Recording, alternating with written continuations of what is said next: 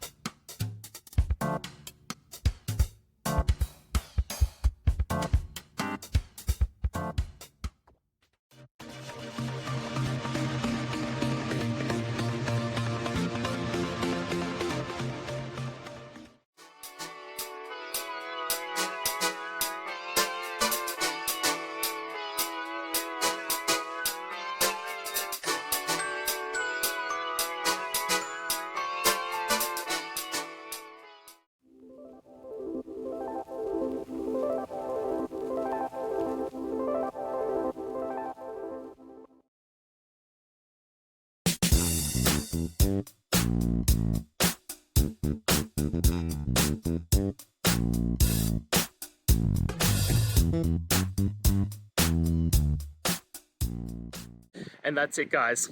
I hope we've gone through the question and found that solution you're looking for. And look, if we did, please hit subscribe, I'd really appreciate it. And until the next time you need technical help, I hope you have a good one. Cheers.